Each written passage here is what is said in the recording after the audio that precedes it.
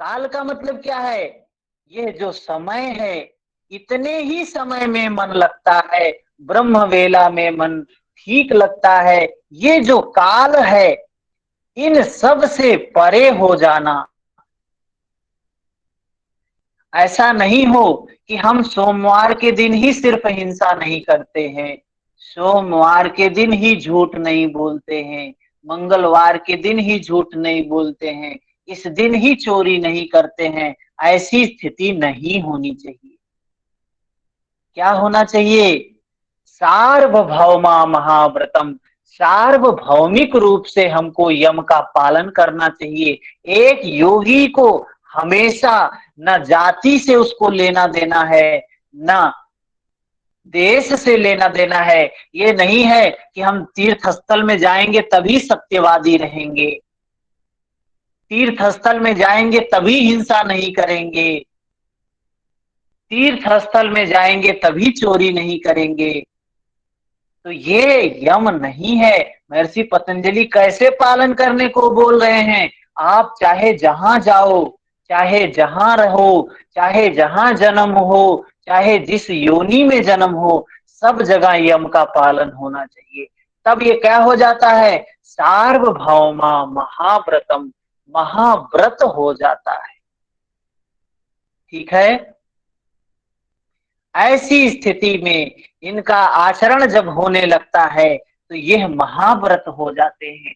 करना नहीं, होने लग जाए, यह स्थिति हो जाए, होने लग जाए, इसको कहा महाव्रत। महाव्रत हो गया ये, अब व्रत नहीं रहा, महाव्रत हो गया। अब इसके बाद नियम का वर्णन करते हैं महर्षि पतंजलि। क्या कहते हैं? नियम, योग का दूसरा अंग है नियम। नियम क्या है? शौचात स्वा क्या शौच संतोष तपः स्वाध्याय ईश्वर प्रणिधानानि नियमाः। शौच संतोष तपः स्वाध्याय ईश्वर प्रणिधानानि नियमाः। नियम क्या है? 5 नियम भी बताया, और इन नियमों का पालन करना चाहिए।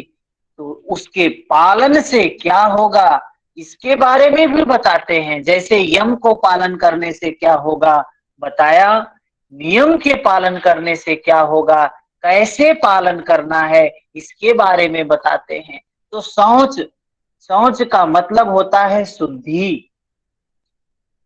शौच का मतलब क्या है? शुद्धि है। महर्षि पतंजलि घिरण्य ने भी शुद्धि की बात की है, षटकर्म बताया है। महर्षि स्वात्मा राम जी ने भी शुद्धि की बात की है, षटकर्म बताया है। लेकिन महर्षि पतंजलि का जो शौच है, जो शुद्धि है, वो क्या है? वो कुछ अलग ही तरीके का है। यह शरीर की शुद्धि की बात नहीं कह रहे हैं।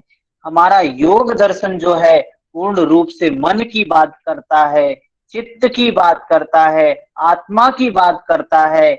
ये शरीर की बात कहीं नहीं किया है, महाभूतों की बात कहीं नहीं किया है। सिर्फ बात कह रहे हैं चित्त की, मन की, अहंकार की, ये आत्म तत्व की, प्रकृति की, इसी की बात कह रहे हैं।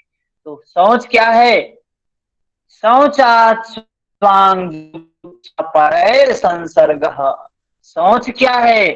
शौचात, शौच के पालन से, स्वांग जुगुप्सा, स्वांग जुगुप्सा मतलब अपने अंगों में वैराग्य, परैर संसर्ग, अपने अंगों में वैराग्य होगा, उसके साथ साथ परैर संसर्ग, दूसरे के अंगों से भी वैराग्य होगा। मतलब दूसरे से संसर्ग करने की इच्छा नहीं होगी, ना करने की इच्छा उत्पन्न होगी। ये जो दूसरे में आसक्ति होती है, दूसरे के प्रति आसक्ति होती है, राग होता है, अटैचमेंट होता है, यह चीजें समाप्त हो जाएंगी जब हम शौच का, शुद्धि का पालन करेंगे।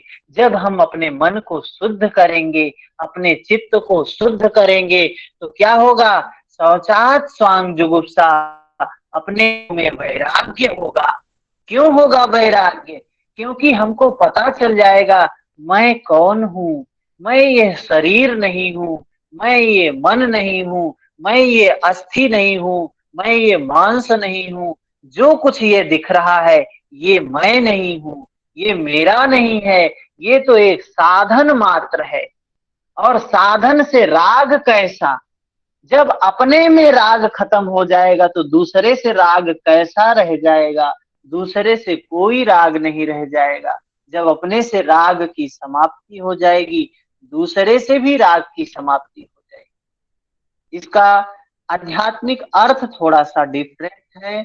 इसको हम कल कोशिश करेंगे कि कल इसको समझें अलग से। आज का हम आपको समझने योग्य अर्थ समझा रहे हैं, कल कोशिश करेंगे या फिर कभी और इसका आध्यात्मिक अर्थ क्या है, अलग ही कुछ है।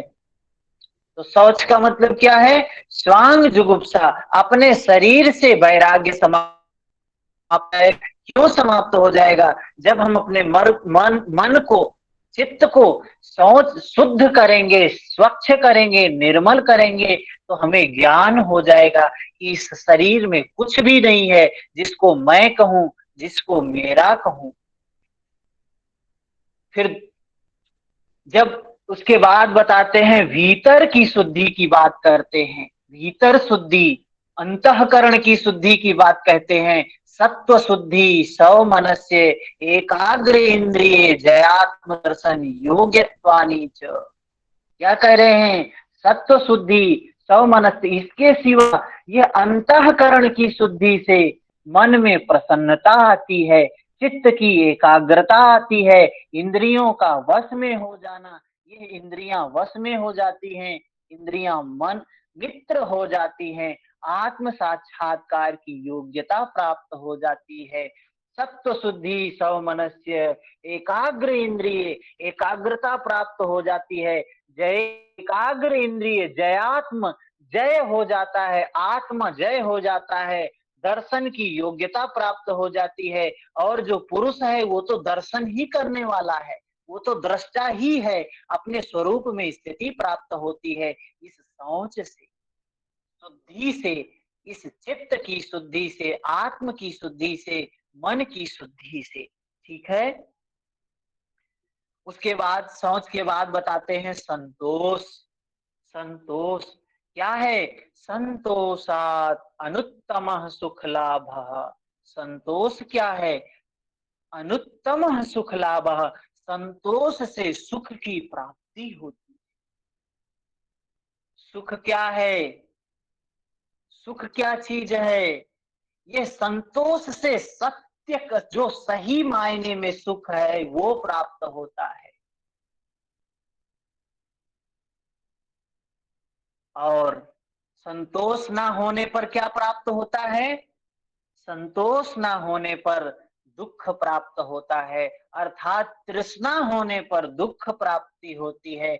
जब तृष्णा होगी तो हम दुखी होंगे, अतृप्त होंगे तो दुखी होंगे, तृष्णा नहीं होगी तो सुखी होंगे। ये तृष्णा ही है जो दुख का कारण है। और तृष्णा क्यों जागती है? क्योंकि विवेक नहीं है, विद्या नहीं है। जिस दिन विद्या आ जाती है, विवेक आ जाता है, उस दिन तृष्णा समाप्त हो जाती है। विवेक आने से तृष्णा समाप्त हो जाती है, तब संतोष आ जाता है। और जब संतोष होता है तो क्या है? अनुत्तम सुख लाभ, इससे उत्तम कोई सुख है ही नहीं। संतोष से बढ़कर कोई दूसरा सुख ही नहीं है। इसके बाद कहते हैं कायेन्द्रिय सिद्धि अशुद्धि क्षया तपसः। तप क्या है? तप, तप की बात तो ईश्वर प्रणिधान में भी किया है और यहां भी कह रहे हैं, क्रिया योग में तप की बात किया है, यम इसमें नियम में भी तप की बात कहते हैं। क्या है? कायेन्द्रिय शुद्धि, कायेन्द्रिय सिद्धि अशुद्धि क्षया तपसः। जैसे एक सोना, सोना तप के ही शुद्ध होता है। तो जो व्यक्ति है, मनुष्य है, जब तप करे तभी शुद्ध होगा। लेकिन तप कैसा होना चाहिए? सम्यक तप होना चाहिए, सम्यक तप होना चाहिए। असम्यक तप होगा तो क्या होगा? असम्यक तप होगा तो व्यक्ति कुछ नहीं प्राप्त कर पाएगा, गलत दिशा में चला जाएगा। विवेक के साथ में तप होना चाहिए, मेहनत जो होना चाहिए, पुरुषार्थ जो होना चाहिए, वो क्या होना चाहिए? विवेक के साथ में होना चाहिए। इससे क्या होगा? कायेंद्रिय सिद्धि, काया और इंद्रिय की सिद्धि होगी, शरीर और इंद्रिय की सिद्धि हो जाती है और अशुद्धि का नाश हो जाता है, अशुद्धि क्षय, अशुद्धि का नाश हो जाता है। कायेंद्रिय सिद्धि, अशुद्धि क्षया तपसः, तपने से अशुद्धि नष्ट हो जाती है। जो हमारे चित्त में, मन में अशुद्धियां हैं, समाप्त हो जाती हैं और काया की, इंद्रिय की सिद्धि हो जाती है। अर्थात सिद्धि का मतलब क्या है? इंद्रियां अपने वशीभूत हो जाती हैं, अपने नियंत्रण में आ जाती हैं। काया पर भी नियंत्रण प्राप्त हो जाता है, शरीर पर भी नियंत्रण प्राप्त हो जाता है, इंद्रियों पर भी नियंत्रण प्राप्त हो जाता है। ठीक है। उसके बाद कहते हैं स्वाध्याय दिष्ट देवता संप्रयोग। क्या है? स्वाध्यायादिष्ट देवता संप्रयोग, स्वाध्याय से इष्ट देवता संप्रयोग, उस इष्ट देव का साक्षात्कार होता है, इष्ट देवता का संप्रयोग स्वाध्याय से। स्वाध्याय क्या है? स्वयं का अध्ययन करना, मैं कौन हूं, इस चीज का अध्ययन करना ही स्वाध्याय है। और व्यवहारिक जगत में देखें तो स्वाध्याय क्या है? स्वाध्याय हमारा कर्म क्या है, हमारा धर्म क्या है, हमारी ड्यूटी क्या है, यह स्वाध्याय है। जिस जगह पर हैं, जिस काम के लिए हैं, उसकी जानकारी किससे होती है? स्वाध्याय से होती है। और उस स्वाध्याय से जो पता चला है उसका पालन करना क्या है? धर्म है। उसका पालन करना क्या है? तप है। और उसका पालन कैसे करना? समर्पण के साथ में करना। समर्पण होना चाहिए, श्रद्धा होनी चाहिए। तो क्या होगा? वही है प्रणिधान। और यह प्रणिधान क्या करवाता है? समाधि सिद्धि ईश्वर प्रणिधानात्।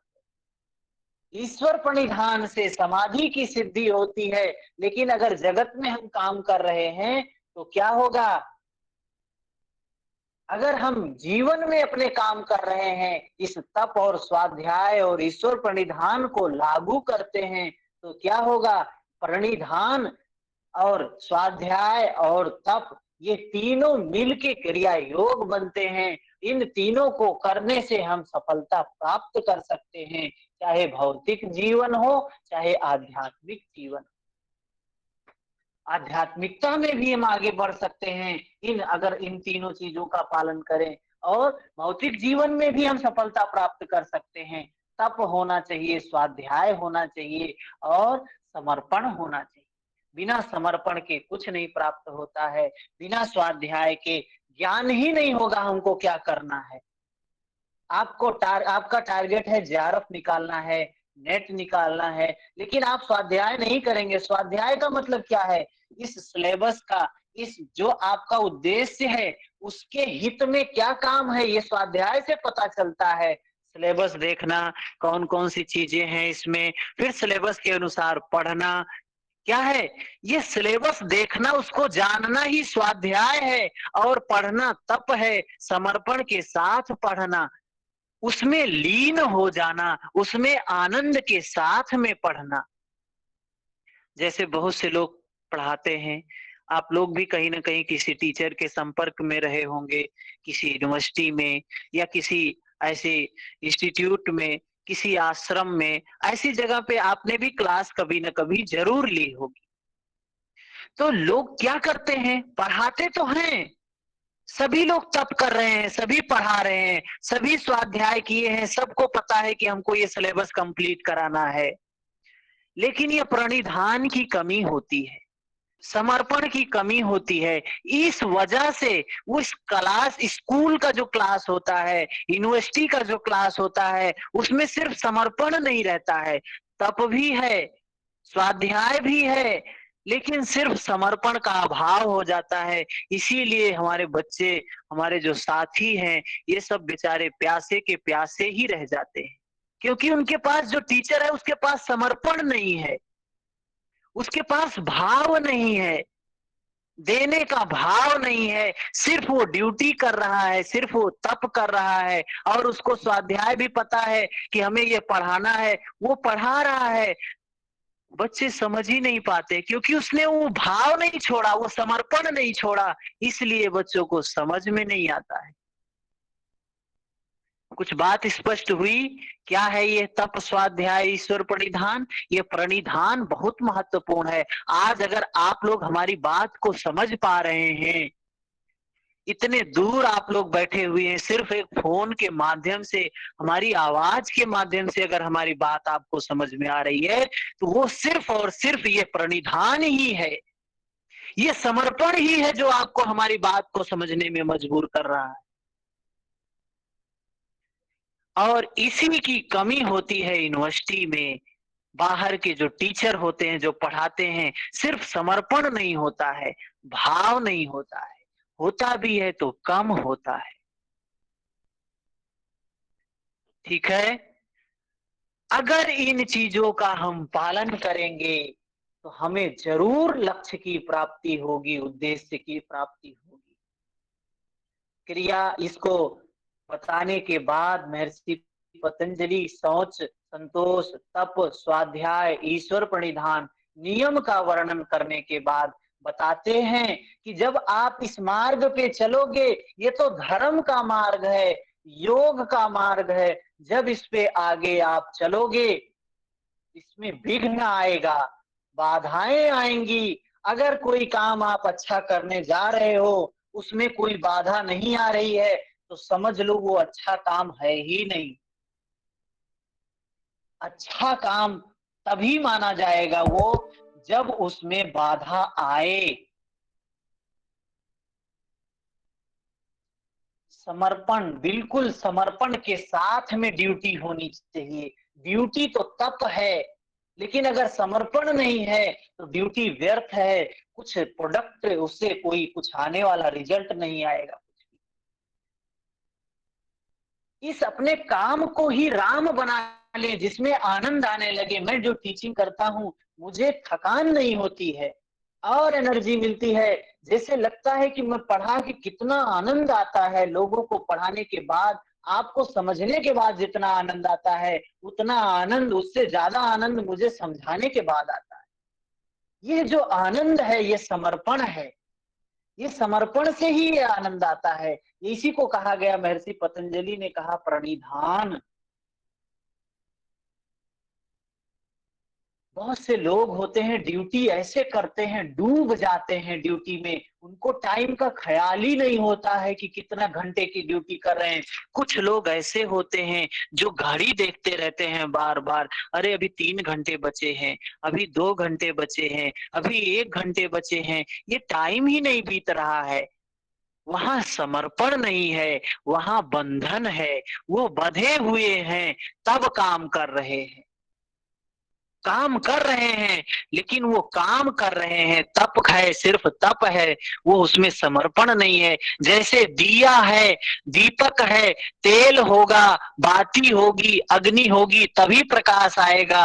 अगर सिर्फ तेल है, बाती है, अग्नि नहीं है, प्रकाश नहीं कर सकता है। या अग्नि नहीं होगा, प्रकाश नहीं होगा, या बाती भी नहीं होगा, रुई भी नहीं होगा, तो भी प्रकाश नहीं होगा।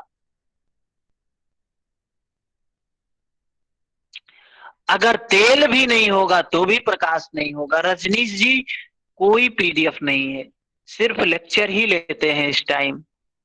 आपके पास सूत्र होगा, सूत्र को पढ़े होंगे या सुने होंगे तो सी बात को समझ सकते हैं।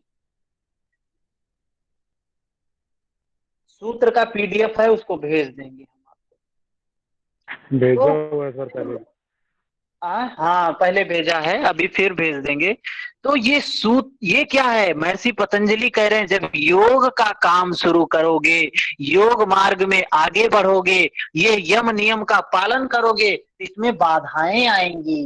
वितर्क बाधने प्रतिपक्ष भावनम, वितर्क आएंगे, वितर्क आएंगे मतलब बुरे विघ्न आएंगे, वितर्क का मतलब है विघ्न आएंगे। इन विघ्नों से बचने का उपाय बताते हैं महर्षि पतंजलि। कैसे बचोगे इन विघ्नों से? वितर्क बाधने प्रतिपक्ष भावनम, जब वितर्क आए, वितर्क का मतलब क्या है? जैसे महर्षि पतंजलि ने बताया, अहिंसा, सत्य, स्तेय, ब्रह्मचर्य, अपरिग्रह।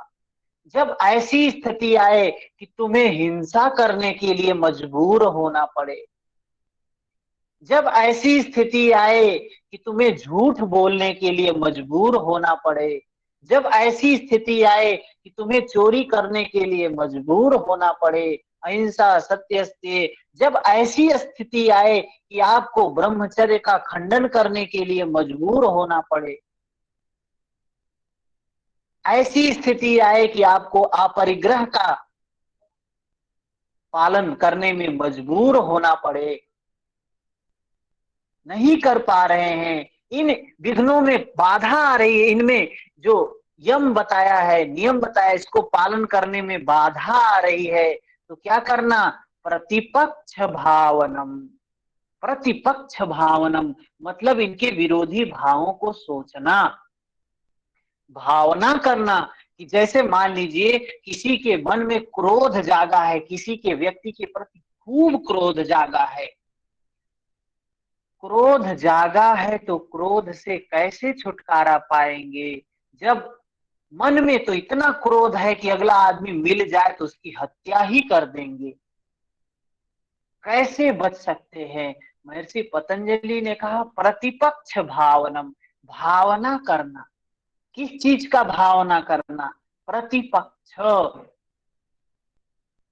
ये हिंसा से होने वाले परिणाम की भावना करना, उसके विपक्ष की भावना करना कि हिंसा करोगे तो होगा क्या, परिणाम क्या होगा, उस परिणाम के बारे में अगर आप सोच लोगे, जो व्यक्ति हत्या करता है, व्यभिचार करता है, चोरी करता है, उस व्यक्ति को अगर परिणाम पहले पता चल जाए, किसी व्यक्ति को पता चल जाए कि हत्या करोगे तो पुलिस पकड़ेगी, सजा होगी, फांसी होगी, तो कोई व्यक्ति हत्या करेगा? नहीं करेगा। तो महर्षि पतंजलि कहते हैं कि जब ये विघ्न आपको परेशान करें, जब विघ्न आपको परेशान करें, तो इन प्रतिपक्ष भावनम, इन वितर्कों के, जो ये वितर्क जो आपको बांध रहे हैं, इनके प्रतिपक्ष भावनम, इन विरोधी भावों का चिंतन करना, भावनम करना।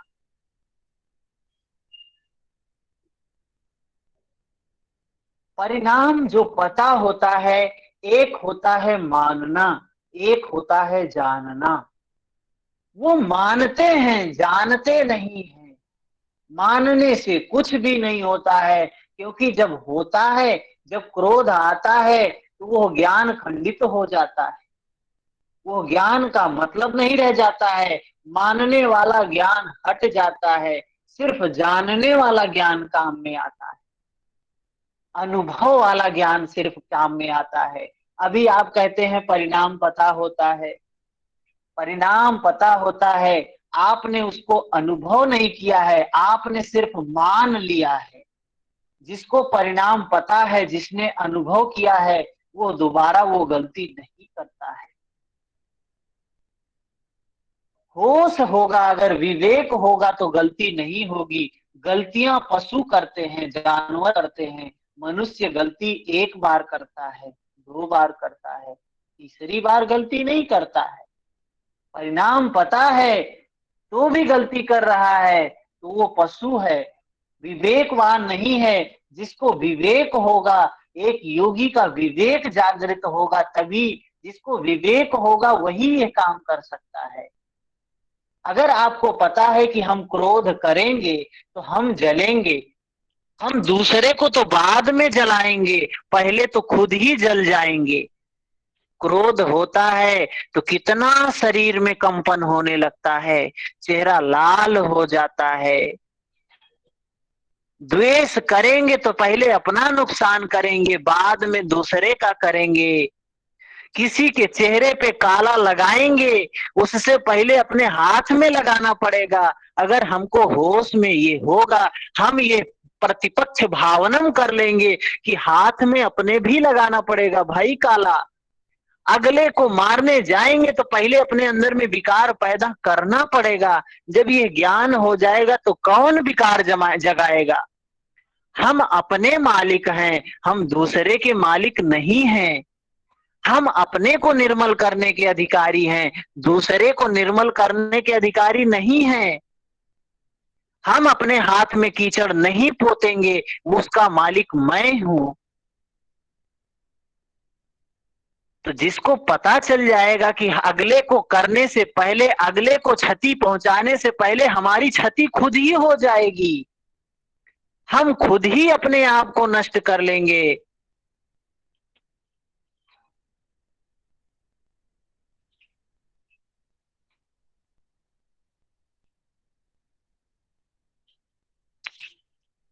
ठीक है, समझ में आई बात। और ये चीजें तब संभव है, एक होता है मानना, जो हमने बोला कि हम बुद्धि के स्तर पे मान रहे हैं, अरे ऐसा होता है, ऐसा होता है, ऐसा होता है। जान जो जाएगा, जो व्यक्ति साधक होगा, जो व्यक्ति साधना कर रहा होगा, एक बार जब क्रोध आता है तो अंतर मन किस तरीके से झंकरित होता है उसको पता होता है। वो क्रोध नहीं आने देगा। क्रोध जब की स्थिति आएगी तो वो उस समय के भावना करेगा, ये सब अनित्य है, क्या मतलब है इससे क्रोध करने से, ये तो सिर्फ निमित्त मात्र है। अगले का दोष नहीं देखेगा व्यक्ति, अपने आप को उससे बचाने का उपाय अपने मन में चिंतन करेगा। ये सिर्फ ये फिलोसफी की बात नहीं है, योग पूरा का पूरा साइंटिफिक है, पूरा का पूरा प्रैक्टिकल है।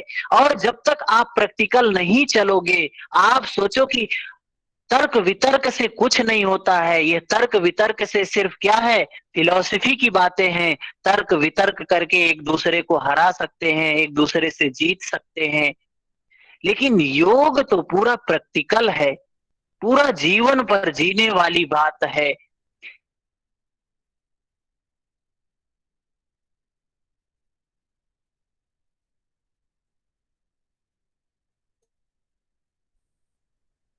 इससे बचाएगा प्रतिपक्ष भावनम से। अच्छा ठीक है, प्रतिपक्ष भावनम से बचाएंगे, तो ये वितर्क है क्या? वितर्क क्या है ये, उसके बारे में बताते हैं। वितर्क क्या है? वितर्क हिंसादय, वितर्का हिंसादय। ये वितर्क जो है हिंसादय हैं, हिंसा करने वाले हैं, हिंसात्मक हैं, हिंसा देने वाले हैं।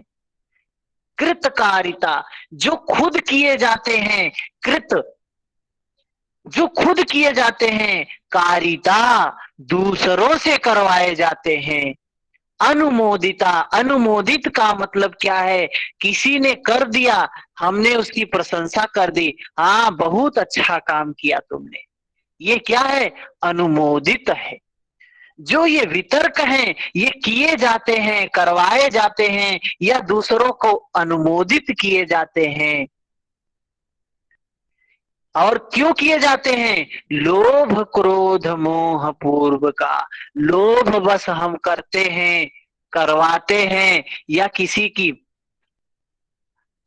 के द्वारा किया गया अनुमोदित कर देते हैं, या क्रोध बस, या मोह बस।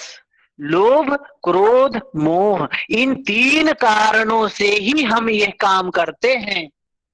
ये जो खराब काम है, चाहे हिंसा हो, चोरी हो, व्यभिचार हो, जो भी काम है, झूठ भी बोल रहे हैं, तो उसका सिर्फ 3 ही कारण होता है। एक तो है लोभ, दूसरा है क्रोध, तीसरा है मोह। लोभ क्रोध मोह इन तीनों के कारण ही यह सब हम करते, और इनकी स्टेजेज भी होती हैं। मृदु मध्याधिमात्रा, मृदु होता है, मध्य होता है, अधिमात्रा होता है। मृदु, मध्य, अधि। मृदु का मतलब क्या है? थोड़ा सा छोटा होता है, मध्य होता है और बड़ा होता है। ये जो हिंसा है, ये वितर्क हैं, ये बड़े भी होते हैं, छोटे भी होते हैं, मध्यम भी होते हैं। लोभ बस, क्रोध बस, मोह बस किए जाते हैं, और इनका परिणाम क्या होता है?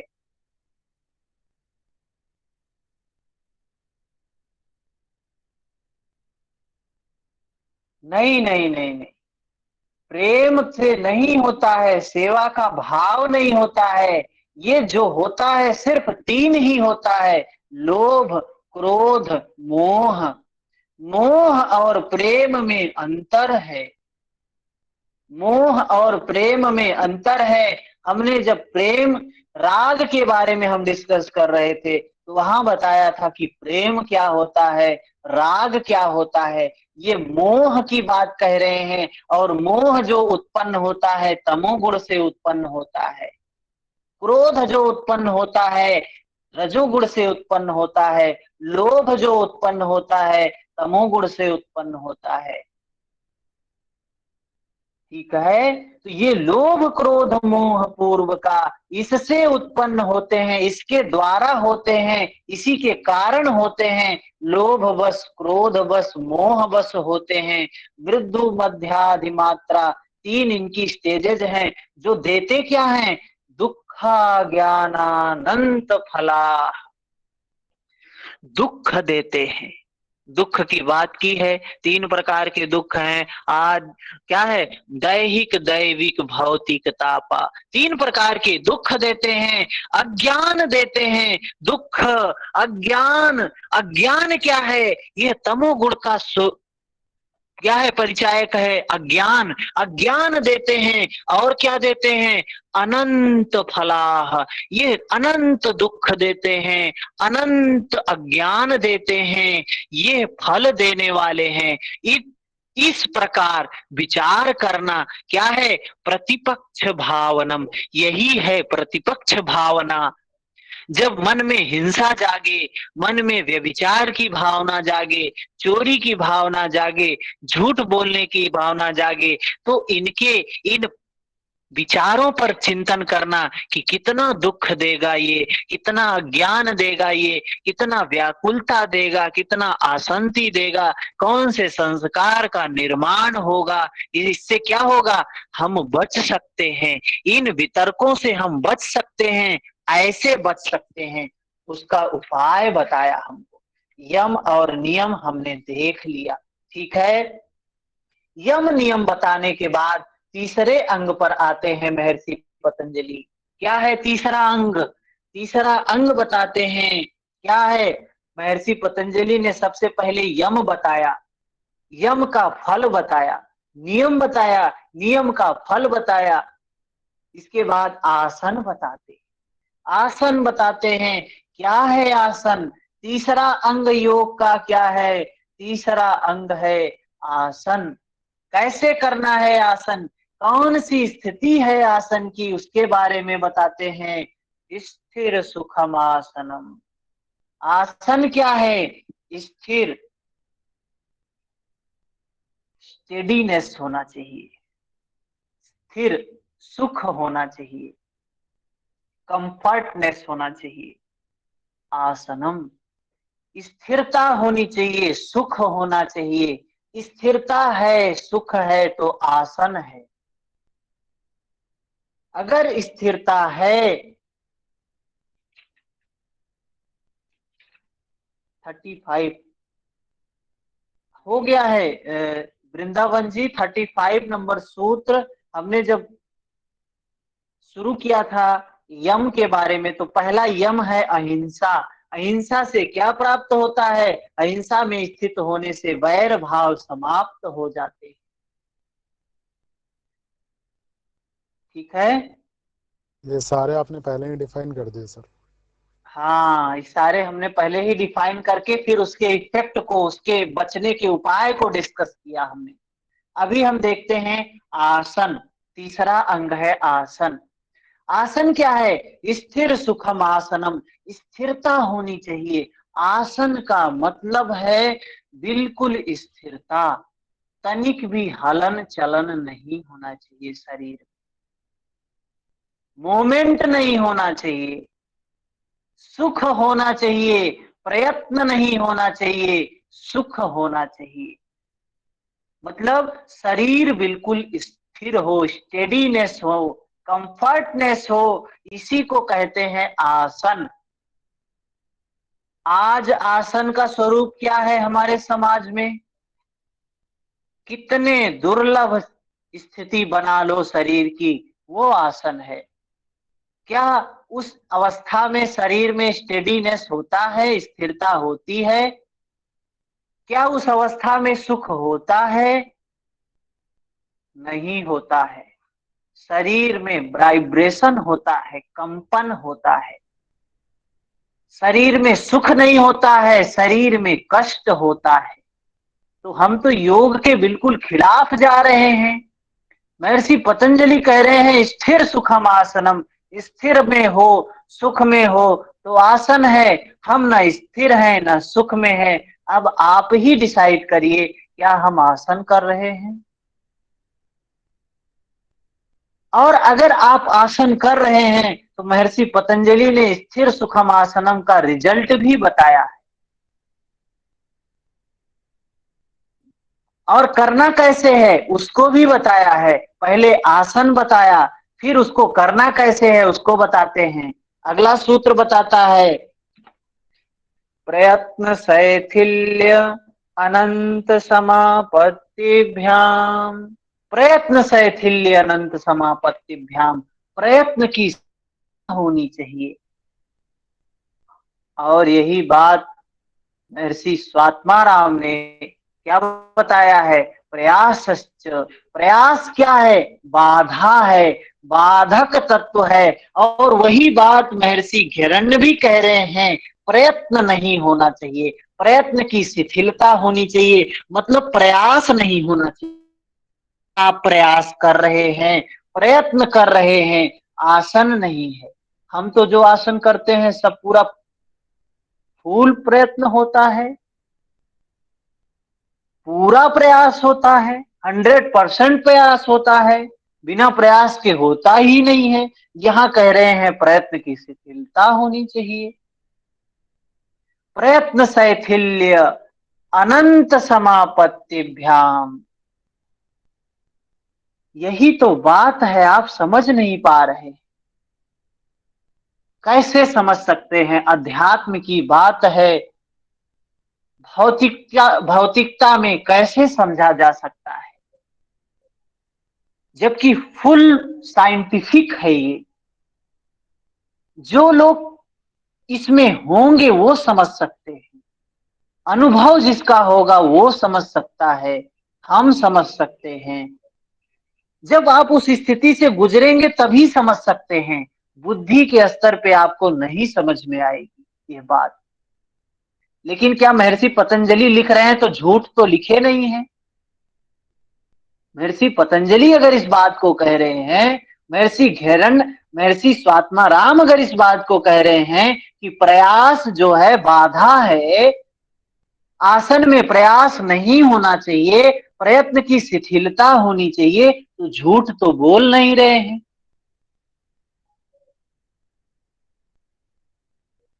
और क्या होना चाहिए? प्रयास की शिथिलता होनी चाहिए, प्रयत्न की शिथिलता होनी चाहिए। अनंत समापत्तिभ्याम। अनंत में ध्यान होना चाहिए, अनंत के साथ समापत्ति होना चाहिए। अनंत के साथ समापत्ति होना चाहिए। अनंत क्या है? अनंत जिसका अंत नहीं है, वो है ईश्वर, वो है सत्य, वो है सनातन, जो है धर्म, धर्म ही सत्य है, सनातन है, शाश्वत है। यदा यदा हि धर्मस्य ग्लानिर्भवतु भारत। ये धर्म की में स्थित होने की बात कह रहे हैं। जो धर्म शाश्वत है, धर्म सनातन है, उसमें स्थित होने की बात कह रहे हैं। आसन में उसमें स्थित होना है, धर्म में स्थित होना है, सत्य में स्थित होना है। जो शाश्वत है, सत्य है, सनातन है, जो अनंत है, जिसका अंत नहीं है, वो क्या है? वर्तमान। वर्तमान में जो कुछ हो रहा है, वो जो सत्य हो रहा है, जो अनुभव पे आ रहा है, उसको जानना, उसके प्रति सजग रहना, उसके प्रति होश होश रहना, विवेक रहना, क्या है? यही है अनंत। ठीक है, चलिए इतना ही करेंगे, इसको कल कंप्लीट करेंगे। इस सूत्र को थोड़ा सा समझ में आया?